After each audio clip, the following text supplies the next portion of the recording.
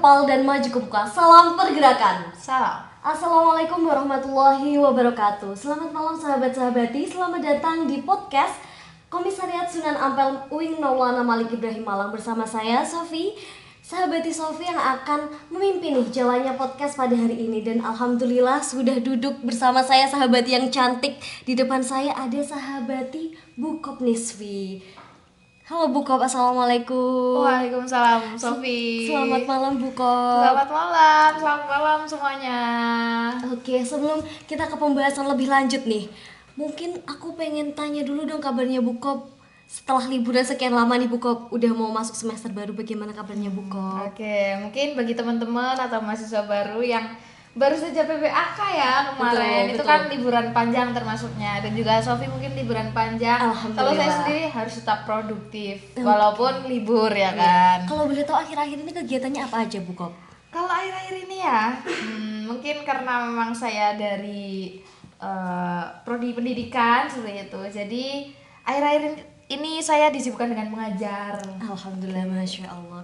Dan kalau mungkin dari sahabat-sahabat yang di sini ada yang belum kenal nih, mungkin kenalan dulu dong Bukop ini sebagai apa sih di sini kok menjadi narasumber di depan saya seperti itu. Oke, biar nggak terpampang di pamflet aja ya. Oke, jadi nama saya Nisfi Sabriani, bisa dipanggil Nisfi, atau teman-teman bisa kepoin di salah satu platform digitalnya Kopri PMII Sunan Ampel dengan @PMII Kopri PMII _UIN Malang. Itu bisa dikepoin ya, ada mungkin foto-fotonya sahabat-sahabati termasuk saya. Terus kemudian ada juga di nipsibisa.com atau nisfirosito _Ahmad, itu boleh banget. Tapi itu lebih ke ranah pribadi mungkin ya, kalau misalkan pengen kenal lebih lanjut tentang saya. Oke, jadi jangan lupa sahabat-sahabat yang sedang nonton ini, jangan lupa kepoin Instagram official dari Kopri Sunan Ampel Malang, dan juga boleh banget IG-nya Bukop kita. Serang, kita follow bareng-bareng. Oke, jadi Bukop, sebenarnya pembahasan malam ini kita mau bahas apa sih sahabat-sahabati? Jujur materi kali ini aku sangat interest banget Bukop, karena sejujurnya aku juga belum terlalu tahu nih dalamnya kekoprian itu kayak gimana. Oke. Jadi malam ini sahabat-sahabat kita akan bahas tuntas mengenai kekoprian bareng sama pusat nih, bareng sama ketua Kopri Sunan Ampel Malang. Oke. Wow. Oke, tepuk tangan dulu guys. Oke Bukop, sebenarnya kalau buat mukodimah nih sahabat-sahabat, buat permulaan aku pengen tahu nih Bukop, sebenarnya kok awal mula bisa berdirinya Kopri di dalam PMI itu seperti apa? Mungkin Bukop bisa menjelaskan. Oke, ini sejauh dan sependek pengetahuan saya tentang, ya kurang lebih saya berarti di Kopri ya, secara kelembagaan sudah 3 tahun, kurang lebihnya seperti itu. Masya Allah. Ini mau menginjak 4 tahun karena komisariat seperti itu. Kopri di PMI itu kapan sih berdirinya gitu? Mungkin kalau teman-teman familiar dengan HUT Kopri dan lain-lain sebagainya, itu tidak sama ya dengan PMI. PMI itu berdiri terlebih dahulu, kemudian pada saat itu baru Kopri didirikan. Kisaran yang dikenal sama teman-teman itu bulan Oktober ataupun November di harlahnya Kopri seperti itu. Nah kemudian untuk menjelang tahun 2023 ini ya, ini juga Kopri belum ada perayaan nih, belum ada HUT. Mungkin bisa di stay tune kelahirannya Kopri itu kapan. Bisa juga dikepoin di IG masing-masing Kopri masing-masing rayon, ataupun di Kopri PMI UIN Malang. Itu. Jadi untuk berdirinya itu lebih duluan PMII daripada Koprinya. Oke, itu ya untuk berdirinya. Terus kemudian sebenarnya PMII itu pernah loh nggak ada Koprinya. Pada saat memang di situ ya Kopri nggak ada aktivitas, atau mungkin dirasa tidak ada urgensi untuk ada gitu loh secara struktural gitu. Itu pada saat kepemimpinannya, kalau tidak salah ya, Bu Lulu Nur Hamidah pada saat itu, ketika beliau menjadi ketua Kopri PB PMII.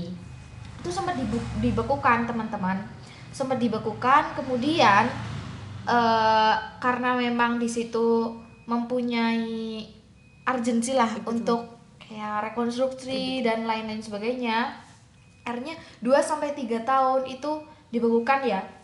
Kemudian diadakan kongres lagi, kemudian ada lagi. Itu bisa teman-teman kepoin juga, entah itu searching di beberapa platform digital, kenapa Kopri sempat dibekukan, kenapa Kopri itu ada. Tapi untuk poin penting kenapa adanya Kopri itu karena dirasa ini kader putri kan banyak gitu ya. Betul. Ini kalau bahasa Malaynya kan banyak gitu. Banyak. Kalau memang bahasa dengan wajarnya itu banyak. Iya. Terutama di perguruan-perguruan tinggi pada saat itu, sehingga awal berdirinya Kopri itu memang harus ada, karena memang Kopri ini dibutuhkan untuk pengelolaan, pengembangan internal maupun ya eksternal. Betul kayak gitu Sofi. Jadi secara tidak langsung kalau semisalkan kita ngomongnya untuk kaderisasi seperti itu benar untuk kaderisasi, untuk pengembangannya, benar seperti tapi itu. lebih dimasifkan ke para kader putrinya. Oke, itu ya mungkin nanti bisa dipancing-pancing lagi. Oke, boleh banget.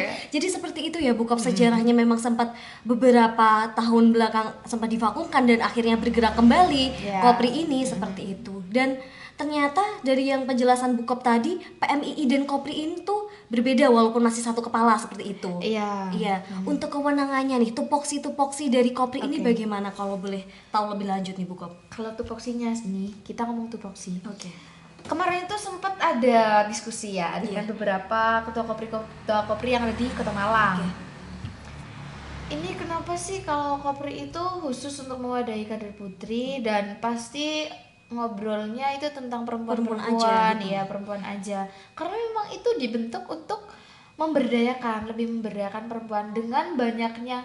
Kan kadang kita tidak mungkiri ya antara kualitas kan kita nggak bisa melihat seperti apa, kita harus mengulik-ulik gitu kan satu persatu, sedangkan kuantitas kita bisa lihat gitu loh, kita bisa lihat bahwa kuantitas tuh bisa kita hitung, kita bisa memperkirakan dengan kasat mata gitu, tapi kalau misalkan kualitas ini kita ya berbeda, harus dicari lah, digali. Ya nih satu-satu dulu, 5 dulu gitu itu.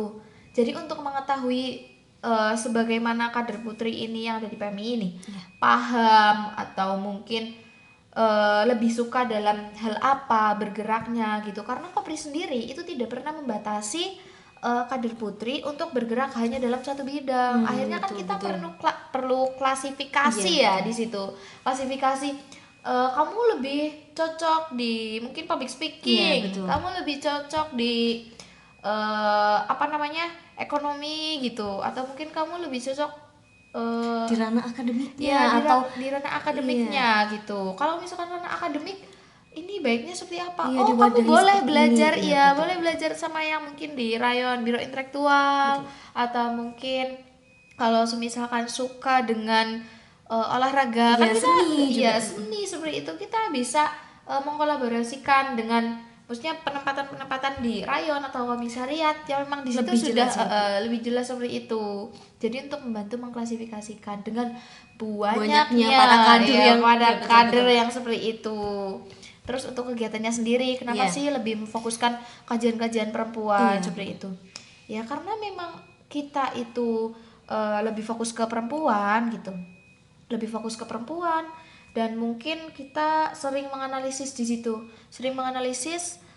gimana sih cara perempuan itu memposisikan diri di organisasi gitu. Terus gimana sih caranya perempuan itu mungkin ketika berinteraksi biar kita tetap mempertahankan nih yang adanya. Awal dulu kita tuh masuk ke PMII setelah Mapaba nih, mungkin teman-teman habis PBAK, Mapaba, di situ SIG ya kan. SIG kita juga belajar tentang kesetaraan gender. Aku lebih setuju dengan ini sih, bukan kesetaraan, maksudnya saling aja, karena gender itu kan peran. Jadi lebih ada saling aja gitu. Kalau kesetaraan kan kita kesannya pemaksaan biar peran biar sama gitu. Padahal kita kan tugasnya cuma melengkapi ya.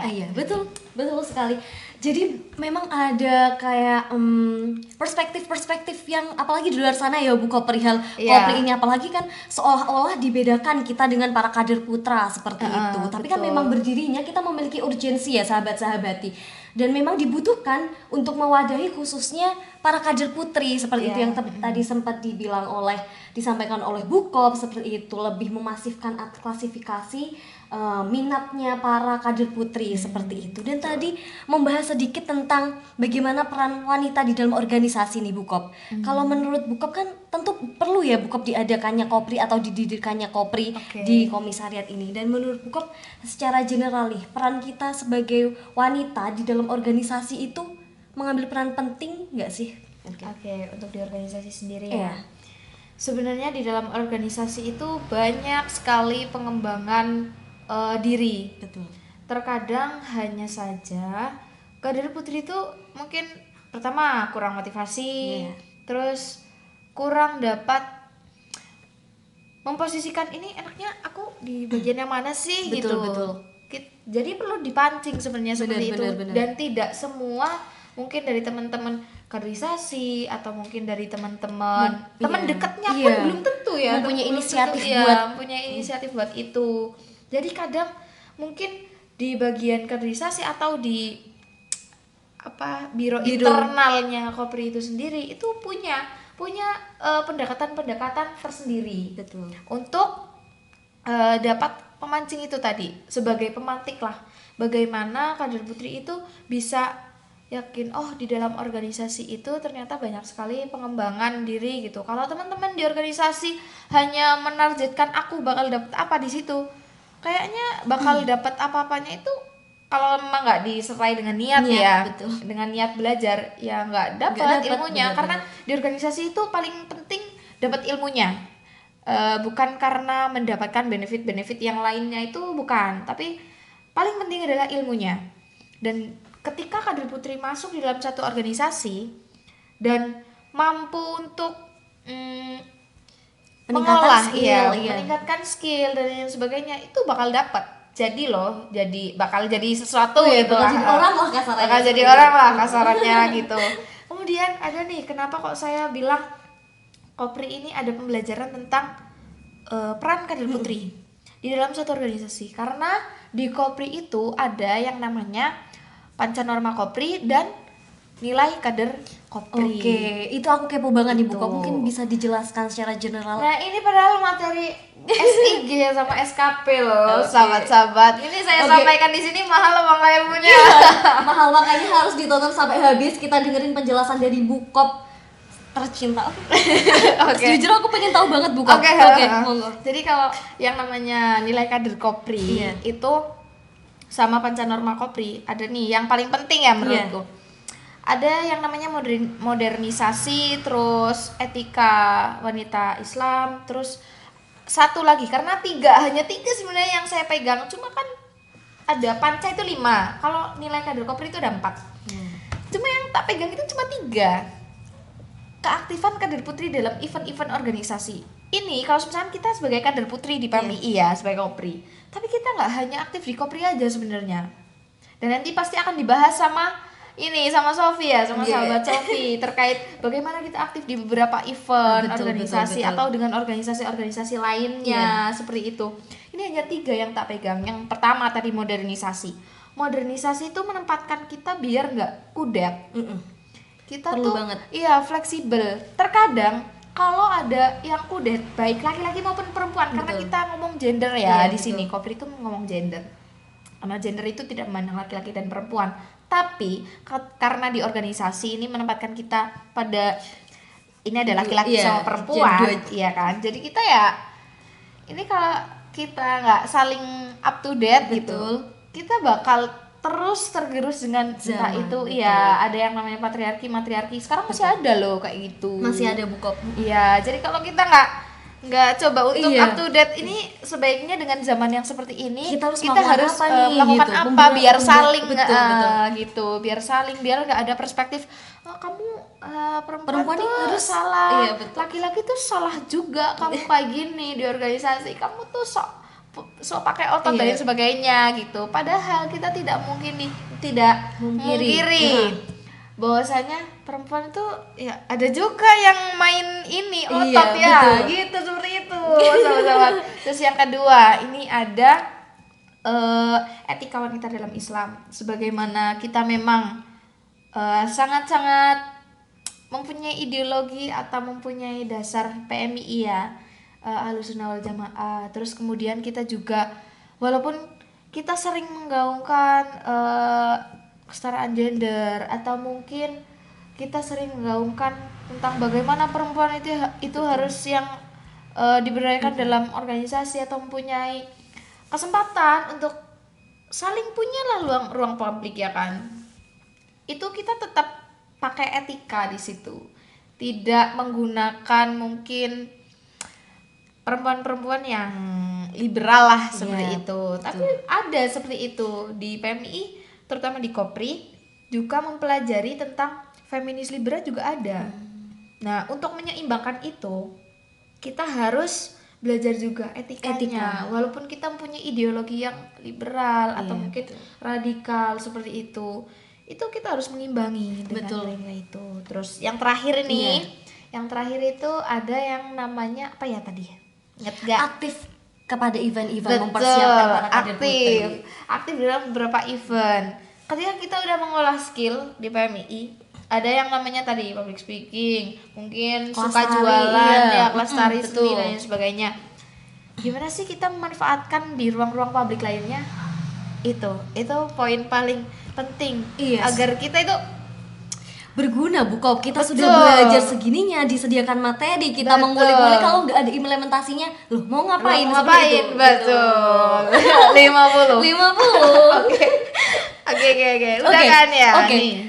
Oke, jadi Bu Kop seperti itu ya. Ternyata ada dasar-dasar Kopri ini bergerak seperti itu. Dan tadi poin yang aku amati, menyiapkan kader putri buat aktif di beberapa event. Jadinya makanya mungkin adanya Kopri ya untuk memfasilitasi, biar nanti kalau kita kader putri terjun di event-event di selain PMII mungkin ini kita bisa mengharumkan nama PMI juga seperti itu kan, karena kita siap gitu. Jadi nih ya, di Kopri itu ada yang namanya biro internal maupun eksternal. Kalau secara struktural seperti itu. Ada yang namanya biro internal maupun eksternal. Di masing-masing rayon juga ada seperti itu, yang memang ngurusi berbagai macam ranahnya kader putri, inginnya di mana, itu kita klasifikasi terlebih dahulu. Makanya ketika ada oprek atau kita sebutlah dengan mapaba, itu kalau bisa dilengkapi semua data-datanya. Itu bukan dengan maksud kita mau mengkader secara satu-satu atau seperti apa, bukan. Karena memang data tersebut kita pasti akan mencari beberapa kader yang memang sudah mempunyai basic. Betul. Ini satu lagi yang harus dipahami ya, pengembangan diri di organisasi terutama PMII maupun di oprek-oprek lainnya ya, itu sama aja dalam artian ini tuh bukan kita mulai dari nol untuk pengembangannya. Tapi ketika kita sudah punya basic, kemudian mau dikembangkan, betul seperti itu. Jadi tidak dari nol. Ketika memang ada pendataan seperti itu silakan diisi sahabat-sahabat, silakan diisi. Bukan untuk kegunaannya meneror dan lain sebagainya, bukan seperti itu. Karena memang kita itu ingin mengembangkan bakat minat kader. Ketika memang itu sudah diklasifikasikan, ya kan, kita sudah dapat datanya di masing-masing rayon maupun komisariat, itu ada yang namanya LSO. Betul. Biasanya nih kalau BSO, karena kita kan termasuk BSO, Kopri ini termasuk badan semi otonom. Jadi terkadang gerakannya ini agak, orang-orang bilang ngomongnya agak semrawut ya, tapi padahal masih terstruktur Bu. Iya, masih sangat struktur, karena itu dibagi ketika memang nanti ranahnya ke LSO jurnalistik nih, yang pada suka-suka ngefoto dan lain sebagainya, cari berita-berita gitu boleh masuk di LSO jurnalistik. Itu boleh dimasukkan ke LSO jurnalistik, tapi nama kadernya ketika memang itu perempuan, itu masih menjadi kader putri seperti itu. Betul. Jadi yang namanya kader putri atau kader Kopri itu ya semua perempuan yang ada di PMII. Oke, seperti itu. Makanya mungkin teman-teman yang waktu mengisi mapaba nih Bu Kop, ada beberapa yang tidak jujur hanya mengisi sebatasnya, padahal itu dibuat kita database bener kan, untuk mengklasifikasinya lebih sesuai dengan bakat minat sahabat-sahabati seperti itu. untuk fasilitas sendiri Iya, ya. fasilitas sebenarnya dari Kopri, dari BSO sendiri itu mempunyai mitra dengan LSO. LSO di itu dalam kan, PMII. Iya, di dalam PMII. Jadi Kopri pun ketika mempunyai kader yang bakatnya lumayan banyak seperti itu tidak hanya digarap oleh Kopri sendiri. Kita bisa menyalurkan kepada ya mungkin yang suka mikir dan sebagainya, biro intelektual seperti itu kan. Itu kita coba ayo berlatih dengan biro intelektual seperti itu.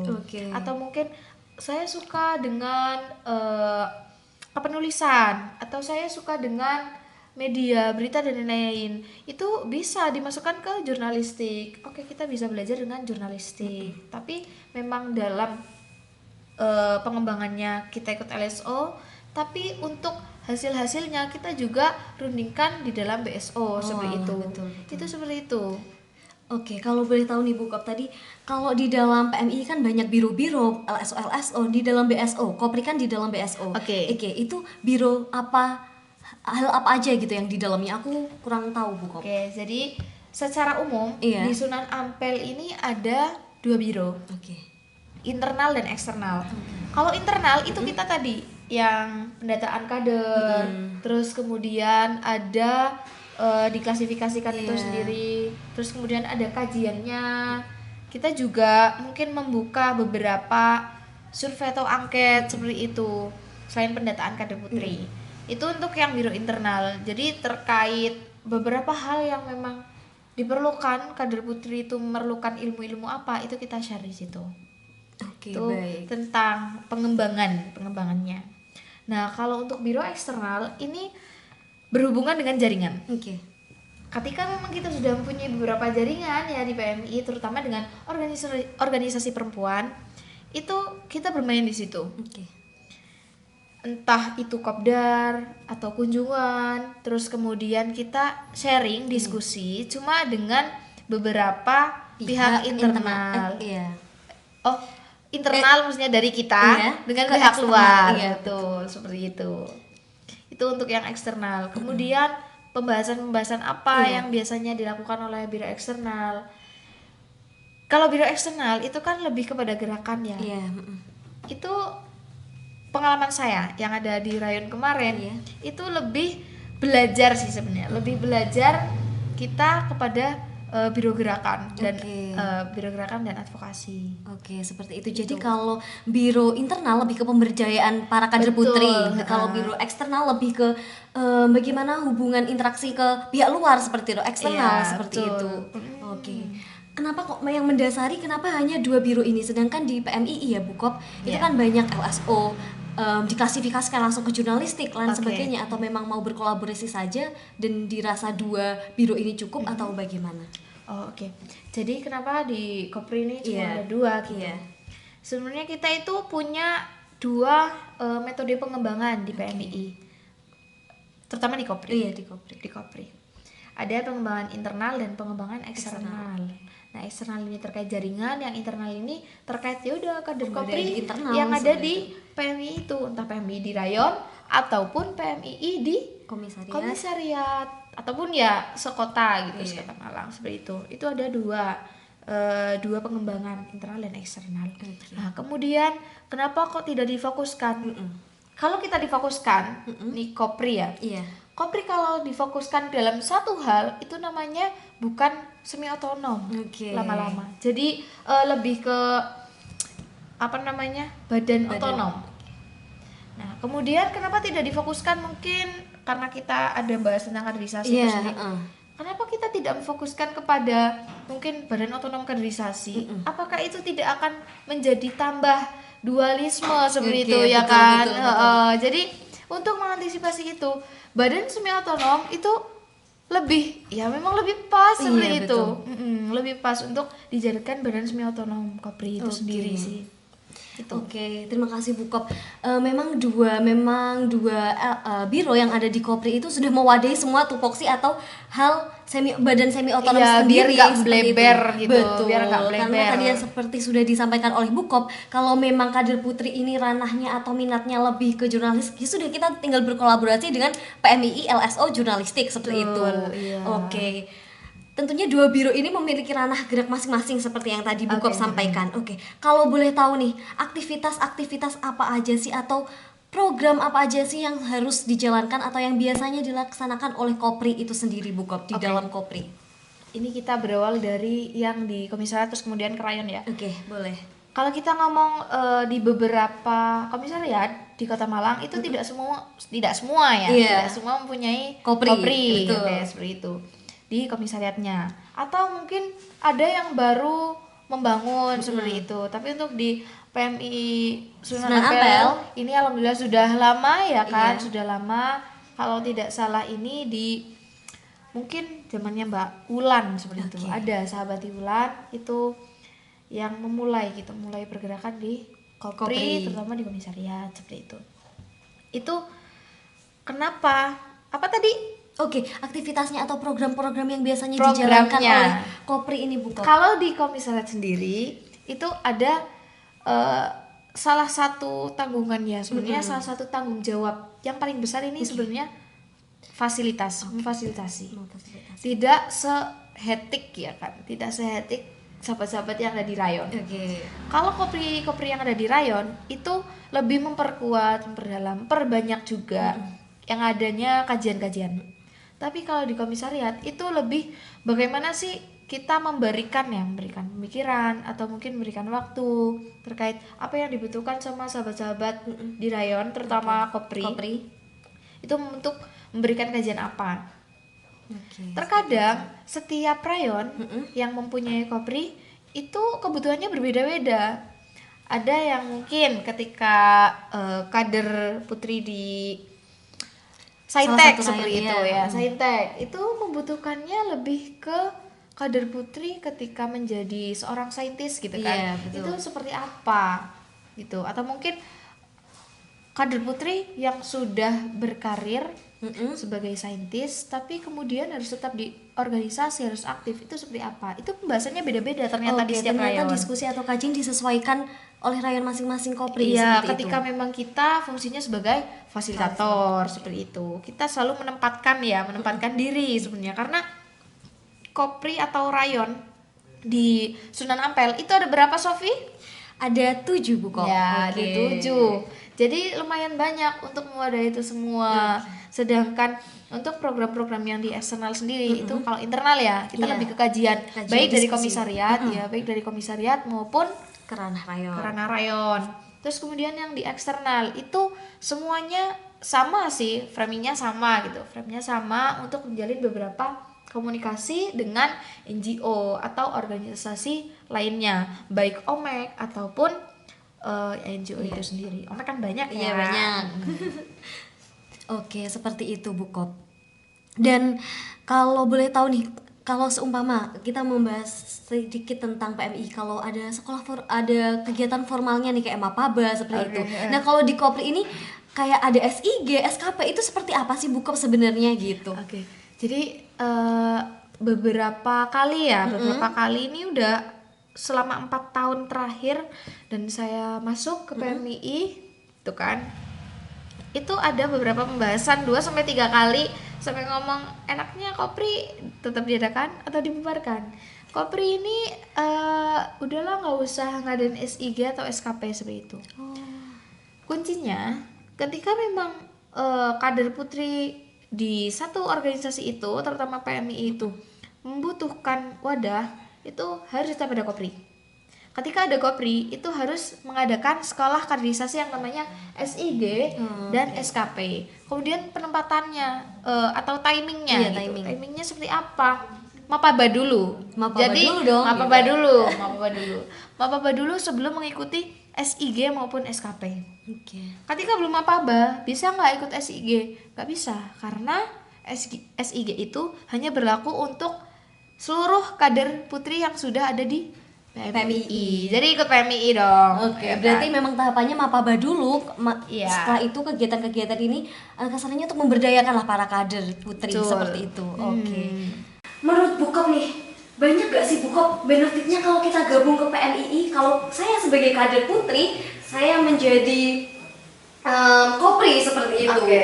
Oke, mungkin dari Bukop secara pribadi juga boleh nih, benefitnya apa sih? Oke, benefitnya ya. Sebenarnya nggak, benefit itu kita dapat kalau kita udah usaha nggak sih? Betul. Gitu, kalau kita udah usaha. Ini sedikit sharing ya. Iya. Saya itu di PMII awalnya kepo. Sahabat-sahabat. Jadi karena pada saat itu benderanya sangat mendominasi di Iya. UIN ya kan. Apa sih kuning-kuning gitu, Bu? Iya, apa sih kuning-kuning gitu Bener, kan. bener. Kayak kita itu kalau lihat warna yang cerah itu Iya bener, psikis kita ternyata kalau Iya. melihat warna itu main Bukop. ya kayak lebih interest. Iya, Nah, betul. lebih interest. Jadi pada saat itu tahun 2019 sebelum Oke. Covid, guys. Ya, sebelum Covid Sebelum itu Covid menyerang. itu ada salah satu ya mungkin entah di otak ya tiba-tiba atau di hati gitu, ini apa sih kayak kuning-kuning gitu kan. Akhirnya saya coba mendekat ke situ Oke. karena cuma kepo ya. Orang kepo itu kan iseng ya. Iya, Iseng, jadi saya masuk ke FB itu iseng sahabat-sahabat. Tapi untuk jadi yang sekarang seperti ini, dari yang kepo atau tidak niat sama sekali gitu, yang nggak niat aja bisa. Tapi gak buka perjuangannya pasti udah wow banget, percaya. Yang nggak niat aja bisa kayak gini ya kan. Apalagi yang niat itu salah satunya Pak Kom kita. Masya Itu Allah. niat sekali guys. Itu niat sekali. Semua media sosial. Iya. Media sosialnya Pak Kom itu full PMI. Oke, kalau Bukop sendiri aku kepo Bukop sih sebenarnya. Kalau saya sendiri lebih ke bagaimana kita ikut organisasi Oke. tapi tetap jadi diri kita sendiri. Betul. Itu. Mantap. Itu seperti itu sih sebenarnya. Terus lanjut ya nih. Lanjut. Untuk mendapatkan benefit.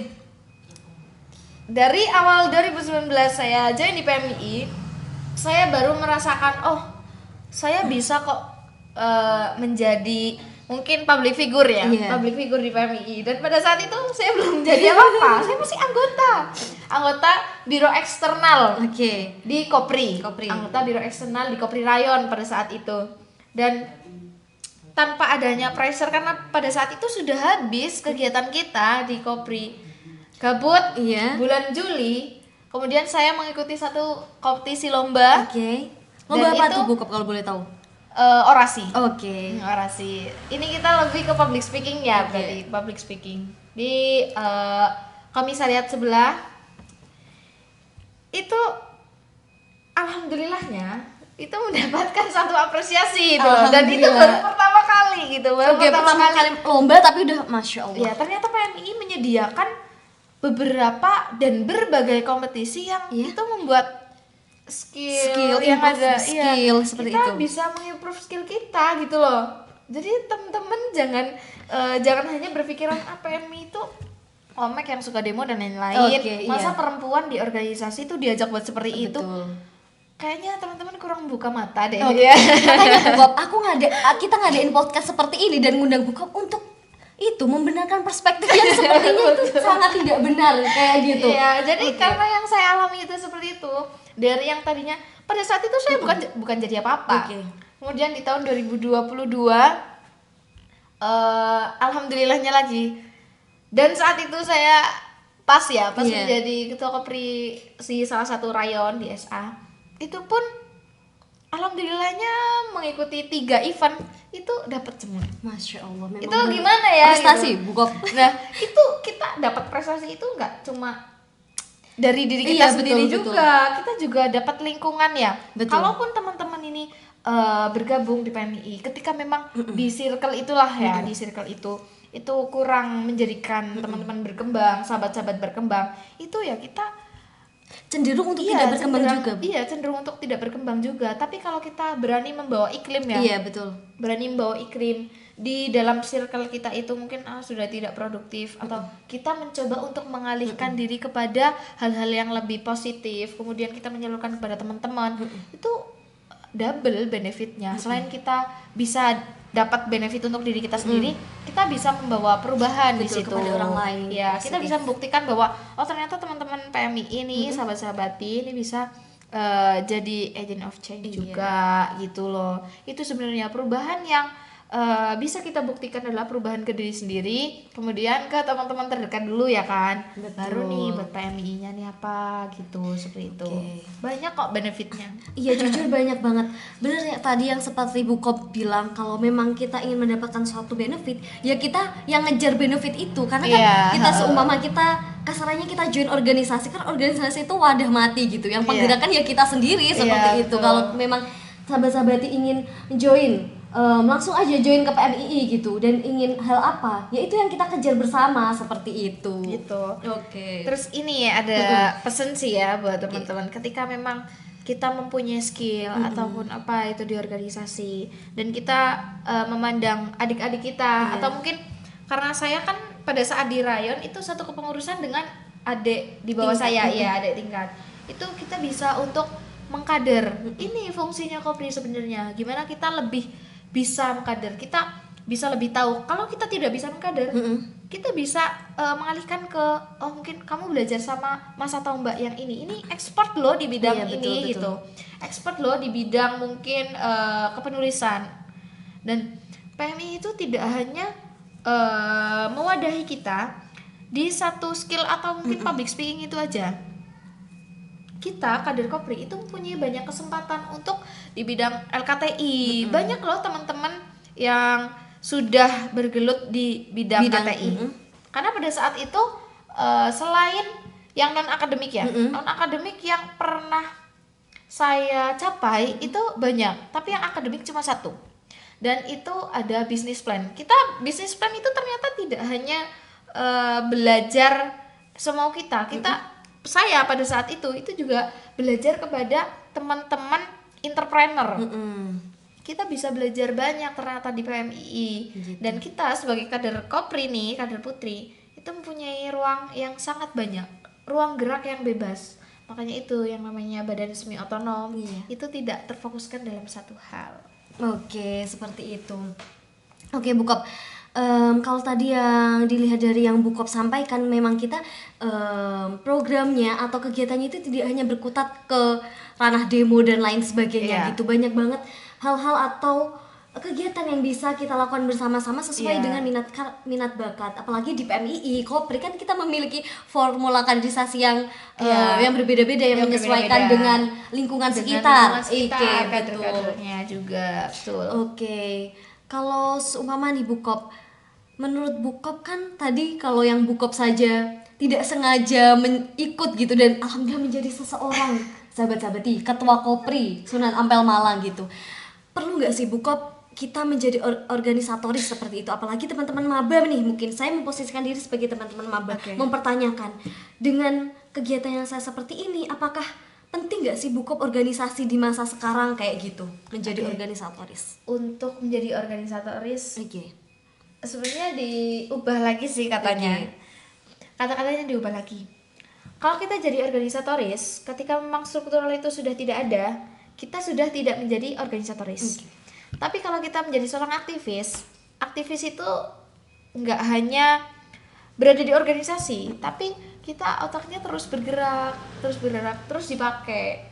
Kemudian kepekaan sosial juga yang berhubungan dengan hati itu juga dipakai. Makanya di PMI itu ada yang namanya hablum minallah, hablum minas, ya hablum minal alam. Itu dipakai banget di PMI terutama, karena memang itu salah satu slogan ya, slogan di PMI. Atau kita lebih menyebutnya kalau di anak-anak kaderisasinya itu termasuk NDP loh, gitu. Nilai dasar pergerakan gitu. Kita nggak mungkin bisa bergerak dengan itu tanpa melepaskan tiga hal itu gitu loh. Kemudian yang namanya aktivis itu tidak hanya berfokus kepada organisasinya, tapi dengan dirinya sendiri, dengan lingkungan sekitarnya, itu dia ya memang aktif gitu. Memang aktif. Kalau organisatoris kan ketika hanya kita hanya di dalam organisasi saja, organisatoris. Tapi yang namanya aktivis itu dia di aktif kampus, aktif di kampus.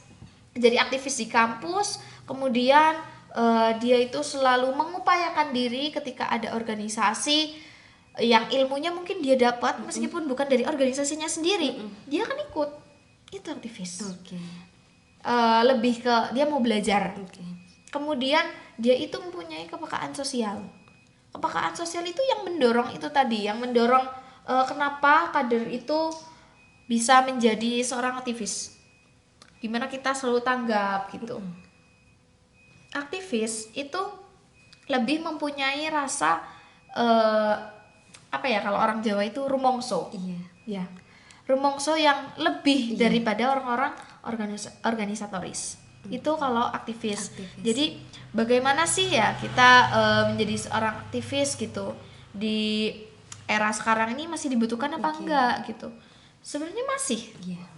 Karena walaupun kita memang sudah terfokuskan dengan dunia kita sudah saling individual, atau mungkin menggantungkan semua dengan gadget, Iya, betul. dengan semua serba listrik, serba internet, Digital gitu ya. digital. Kita bisa multitasking ya, multitasking. Aku bisa melakukan semua hal sendiri gitu. Karena sekarang bisa online, karena sekarang bisa ini. No, big no. Karena untuk melakukan beberapa kegiatan sosial ya, terkadang kita akan merasa asing dengan orang-orang terdekatnya kita. Betul. Hanya karena kita menganggap itu, menganggap kita bisa sendiri, kita ya udah soro sendiri. Itu ternyata tidak, sahabat-sahabat. Kita masih membutuhkan yang namanya organisasi. Organisasi itu untuk apa? Ajang untuk belajar bersama, Ranah berkembang, ya, ranah berkembang dan lain-lain. Terus organisasi ini tidak hanya kan ada salah satu organisasi yang terbentuk karena memang latar belakangnya sama, atau senasib sepenanggungan seperti itu. Buatlah organisasi itu, terutama PMII dan Kopri terutamanya, itu jadi salah satu alasan karena kita itu mempunyai framing yang sama, mempunyai tujuan yang sama gitu loh. Kalau memang tujuan kita sama, bermanfaat di masyarakat, oke, kita belajar bersama-sama gimana untuk cara gimana untuk bermanfaat di masyarakat gitu. Itu gunanya di organisasi, bukan hanya untuk kumpul-kumpul atau sekedar ngopi-ngopi bareng gitu. Ngopi-ngopi bareng. Utamakan kalau misalkan ngopi nih ya. Ini mungkin buat Sofi dulu ya, buat Sofi dulu, kemudian buat teman-teman gitu. Ketika ngopi, usahakan pulang-pulang dapat hasil. Betul. Dari ngopi itu sendiri. Entah hasilnya itu informasinya ini yang bisa kita kembangkan ya. Mungkin ada informasi ternyata ada pendaftaran duta misalkan ada pendaftaran duta, ada pendaftaran ini kru podcastnya Sunan Ampel podcast seperti itu bisa mendaftarkan diri. Ini katanya di sini benefitnya gini-gini. Itu salah satunya. Betul kan, Sofi? Betul banget.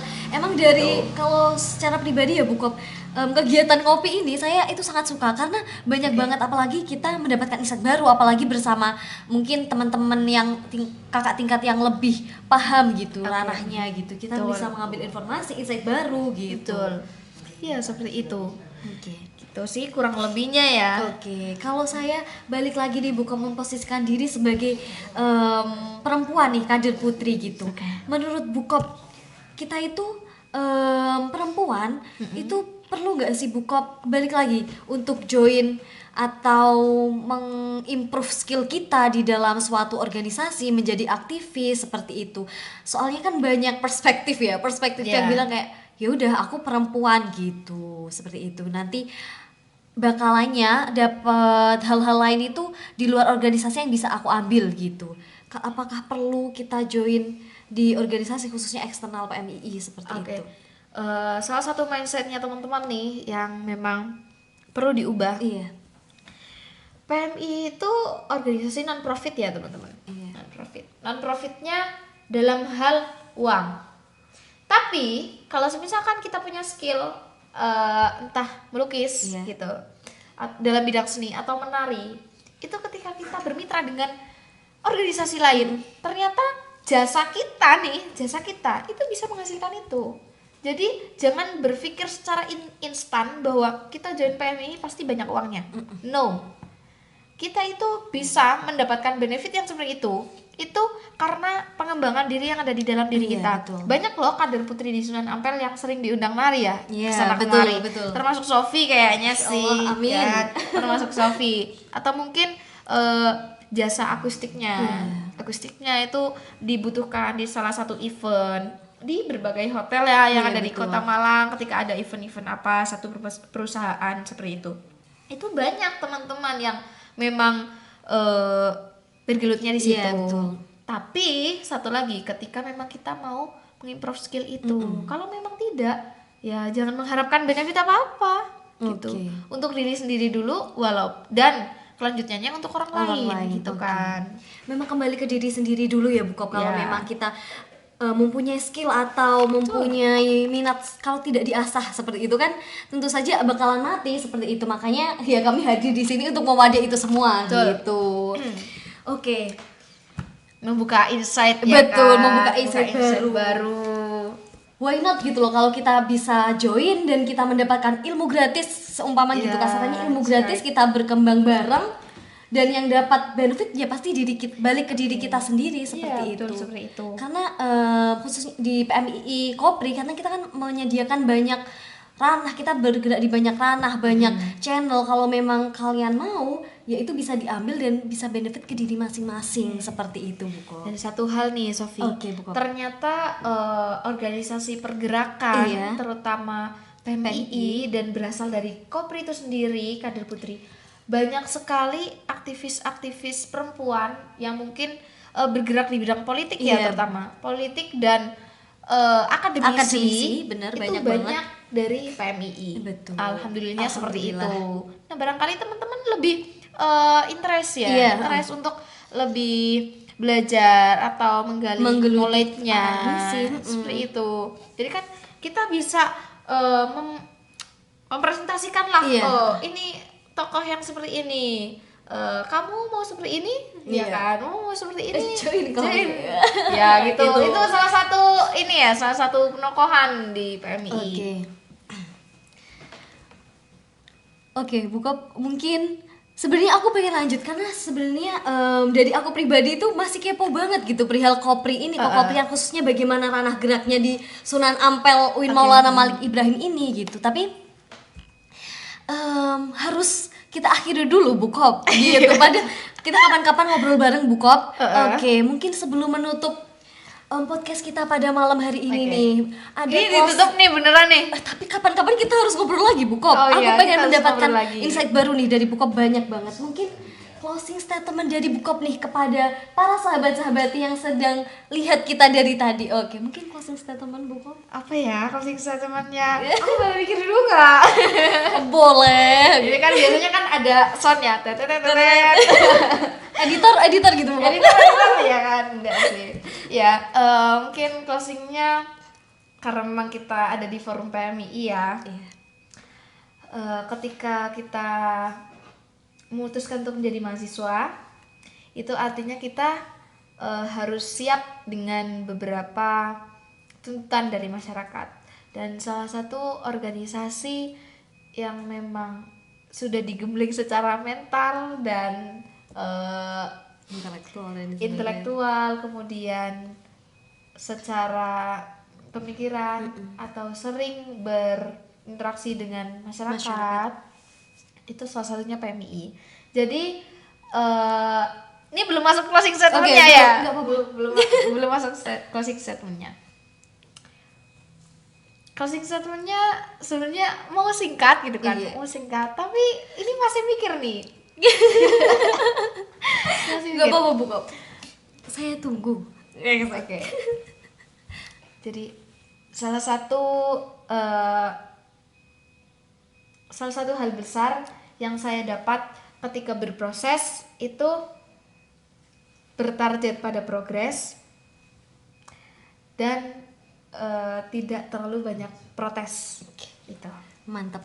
Itu untuk closing statementnya. Tapi untuk pesan buat sahabat-sahabat ya kan, kita dengarkan berarti closing statementnya itu nggak terlalu bagus tadi ya kan. Tapi untuk pesannya, ketika kita sudah memutuskan menjadi mahasiswa, kemudian kita memang ingin aktif di dalam masyarakat, itu jangan lupa untuk berbaur, mencari orang-orang yang satu frame dengan kita, terutama berorganisasi. Dan organisasi yang paling mendarah daging di UIN Malang itu salah satunya PMII. Betul. Ya, jadi sebelum mengikuti beberapa kegiatan di Kopri, entah kaderisasi SIG maupun SKP, jangan lupa join PMII karena PMII adalah pintu utama untuk beberapa kelanjutan tadi. Oke, bisa beri tepuk tangan dulu buat Batik. Terima kasih Bu Kop, Masya Allah. Di diskusi kita kali ini ya, di podcast kali ini saya banyak mendapatkan insight baru, informasi baru, khususnya perihal kekoprian yang udah kita bahas bareng-bareng. Khususnya saya ucapkan terima kasih ke Bu Kop Nisfi yang sudah hadir menemani kita. Iya, dan ini belum semua, maaf banget ya. Gak apa-apa buat Batik. Selanjutnya kita mungkin bakal bahas topik yang lebih menarik di podcast-podcast selanjutnya. Ini mungkin bisa direkomendasikan ya ke tim kreatif dari Sunan Ampel Podcast. Betul. Ini pembahasan yang menarik ini tentang jangan catcalling lah. Udah biasa ya kan, udah biasa. Ini lebih ke mental health-nya kader putri sih. Ini banyak loh yang sering banyak yang sering ini curhat-curhat ke saya ya kan.